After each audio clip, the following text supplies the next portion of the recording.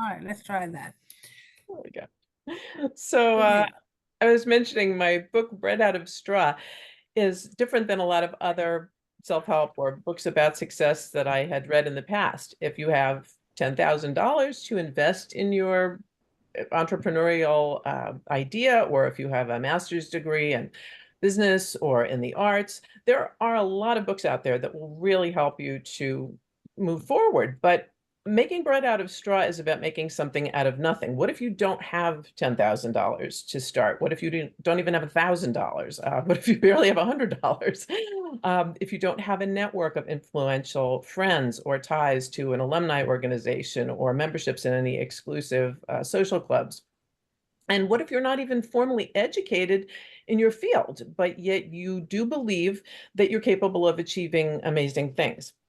The only reason that I learned how to succeed with almost nothing is because all of those things I just said described me. I grew up knowing I wanted to do great things. I wanted to change the world for the better. And I had no formal education in music. I had an ear for music, though, and I was good at writing in school.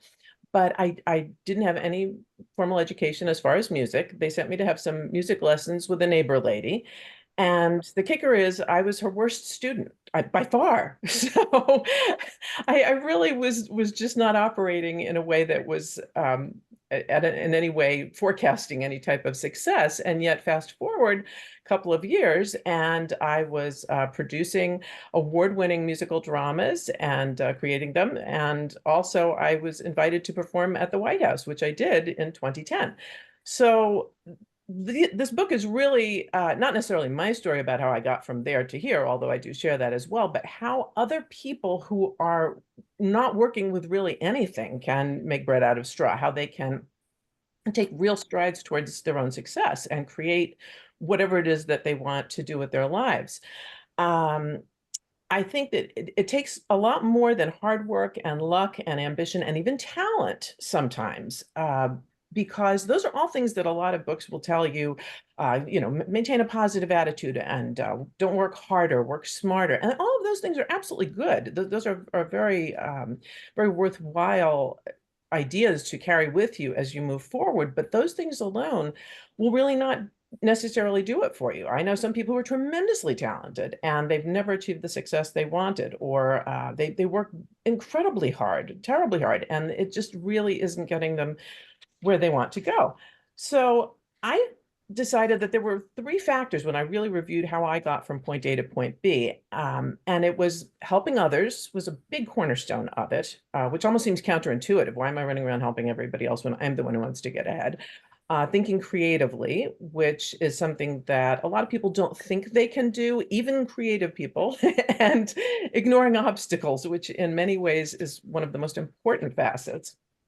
So I broke the book into three parts. The first part is about giving. And in that, I'm hoping to move us all towards a generosity-based society, which is very different than the way things are in most of our society now. It involves things like really focusing in on volunteering. If somebody says, I have nothing, I have no connections, I don't know how to take the next step, find something that resonates with you and go and volunteer for that. And I explain in my book ways of finding the right volunteer opportunity for you. Beyond that, you may even wind up serving on a board of directors. That's like volunteering on steroids. Instead of helping people, now you are also engaged in strategizing about how to help people. There's also the importance of a win-win mentality in everything. It shouldn't be about competition. It reminds me of in the old days when they used to make those strings of lights that people would put up for holidays. And if one of the little lights didn't work, like everything on that part of the string didn't work anymore. I think community and society is like that. If one little light isn't working, then the whole string of lights really isn't shining the way it should be. So we have to help others and ensure others' success as well as our own as we move forward.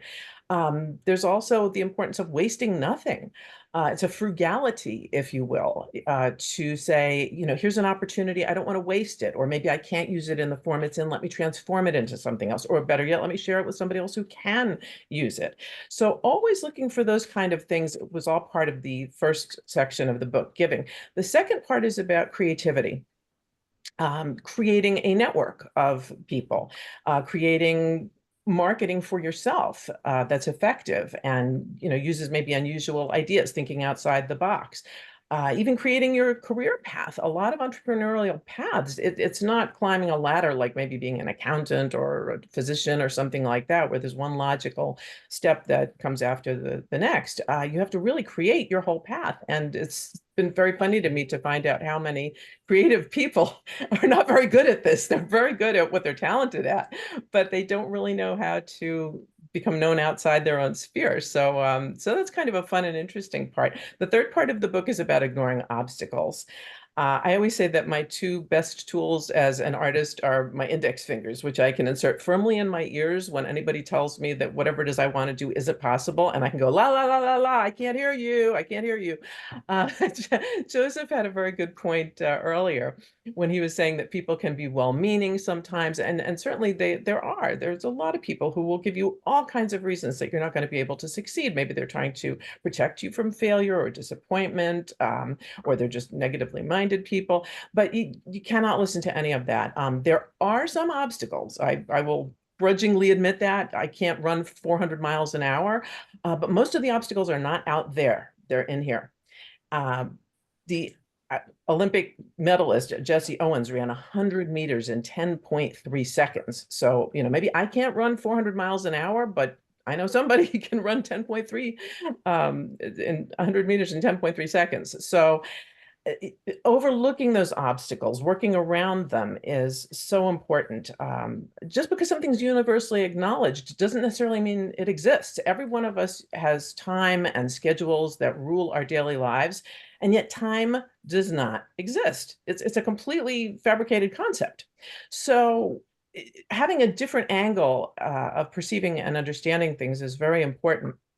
Any one of us, it is very easy for us to envision in real vivid detail what would happen if things went wrong. What would happen if your business failed? What would happen if your book didn't sell? What would happen if no audience showed up for your show or whatever it is you do? We can see that with stunning clarity, but it's very hard for us on the other side to envision what would happen if things went right. What would happen if your book was a runaway success? What if you were invited on television to do something special? So we need to develop that part of our thinking as well. And these are all things that I mentioned in the book. It's going to be available on December 1st. The title is Bread Out of Straw: How to Succeed with Almost Nothing by Helping Others, Thinking Creatively, and Ignoring Obstacles. And if you want to follow me, I have my little shameless plug here. Oh, it's backwards. Cinzi Lavin, www.cinzilavin.com, if you can read backwards, if that's one of your talents. And from there, you can follow me on LinkedIn and my official Facebook page and some other things. I'll just throw this in very quickly. If anybody wants something to read in the meantime, while you're waiting for Bread Out of Straw to come out, I have The Taciturn Sky, which is also backwards. But I promise you the book is straightforward if you're reading it. Excuse me, what does the book you have on Amazon now?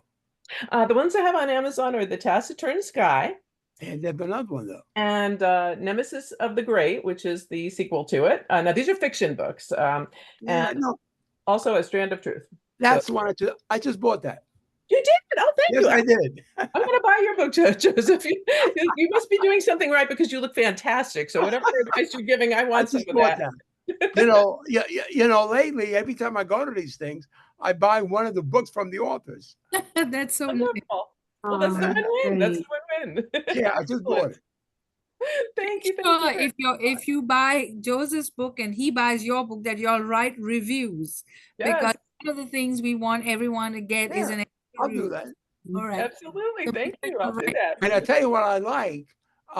It's what, 89, 90 pages? Mm-hmm. Sure. That's what I like. To me, 100 pages, is the most that, well, I have books that are more, but, I just like short books. I don't have time to read all of them. So I got to get something I can knock off quick. So anyway, I just bought it. Oh, thank you. And I will buy yours. Thank you very much, Joseph. Really awesome. Isn't that wonderful? That's what book clubs do. All right. So thank you so much, Cinzi. And I'm going to bring Karen on next. Let me spotlight her for everyone. Okay, there you go. Thank you so much for being so patient. As they say, save the best for last. So Karen, please introduce yourself. Tell us a little bit about you. I had an amazing time talking to you last week. So welcome, welcome, welcome. Thank you so much, Elizabeth. Hi, everybody. Glad to be here. My name's Karen Lorre, Lorre. And I've written 3 books. I love reading. My first drug of choice as a kid was books. It just took me away from things that were challenging at the time. And my first book, the reason I wrote the first book was because I'd been on a path of healing my body. I had narcolepsy and chronic pain and all, like crazy stuff. And I healed it all. And at a certain point, I had an injury where I accidentally severed the 3 tendons on the back of my hand. And I know, and it didn't have any pain. And I went to the ER, no pain. I went to the doctor and got surgery, didn't even use anesthesia. I mean, local, but nothing more. He said, "You want pain pills?" I said, "No." And then I went to 10 months of physical therapy where everybody else was like this the whole time, just like, ah. And I had a great time. They were funny and massaged my hand for an hour. I was like, this is great, I didn't have any pain. And that's what made me write my first book, because I had had a life of emotional pain stuck in my body and physical pain stuck in my body from injuries. I was an acrobat, a gymnast, a trapeze artist. I still do acrobatics. And, so I had all this pain stuck in my body. And I ended up, before I wrote the first book, it had all gotten healed. It had all gotten ameliorated. And every disease I had is gone. I'm now one of the 6.8% of people in America that are metabolically healthy. I'm just listening to another book that a woman I respect, a doctor I respect, wrote called Good Energy. And her book is really cool. But so my first book is called Chronic Pleasure. And so it was all about what I had done sort of without even knowing it, just sort of receiving guidance to make it so that by the time I had this hand injury, none of it bothered me. I couldn't cook, so I ate food raw. People came over and cooked with me, but otherwise there's nothing. It was not a problem. I had a great time healing from that.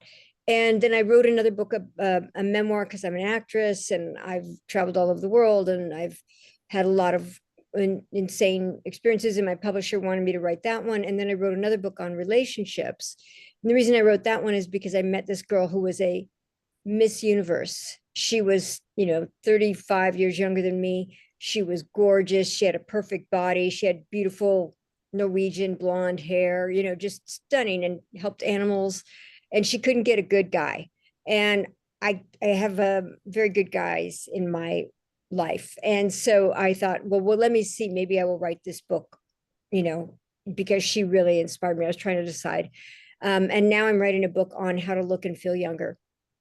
Anyway, I love writing. I don't really write it. I listen and I take dictation. I get an idea that comes in and I just let my spirit, that's what I feel is happening, dictate, and I just type it out. And while it's happening, I have this incredible pleasure happening in my body the whole time I write. It's like writing is an orgasmic experience for me in a weird way. And it just feels so good. So I let myself channel or be open and receive. And then my body is responding and feeling incredible the whole time, because this rush of energy is moving through me and it just feels so incredible. And that's my story. What a beautiful story. Yes, it's my Elton's been through a lot of pain, and we understand what you went through completely. You could be a perfectly normal person and then boom. What a great story. Now, what movies have you been in? Because I told someone that I am having an actress on my show and they were like, what movies? So if you don't mind sharing some of I've done way more television than movies. So I was on One Life to Live for 4 years. I played Tina. I was on a Showtime show called Bedtime for a season. I was Kathy. I've done guest stars on tons of shows like X-Files, Dharma and Greg, NYPD Blue, tons of shows. I can't even remember all of them. And because of it, I've traveled. I've gone all over the world because of acting. That's one thing I really love about acting. I love acting, but I love that they fly you everywhere and they have to fly you first class. And then you can go and explore and you meet people and you're meeting with people in the culture where you are, whatever you are. I worked in South Africa. And so I got to meet all the local people. And so you get a sense of working with people that's different than if you're a tourist. And so, so I like that. You can find me on IMDb, Karen, Karen, Lorre, Lorre, and there's a lot of stuff there. And she has a beautiful YouTube channel, and I'm a big fan of Deepak Chopra. I actually hosted an event with him with my former client, AT&T, and so I enjoyed the interview, Karen, that's on your YouTube channel. So I highly recommend that you go onto her channel and you'll be pleasantly surprised. And you've been through so much, so you're such a great inspiration. On that note, I'm going to stop recording. Don't forget you're on Discover Brightside, where we discover new things. Make sure you hit the subscribe button and that you hit the bell so that you never miss a video. And you can find us on Facebook, Instagram, Pinterest, and Tumblr, Goodreads.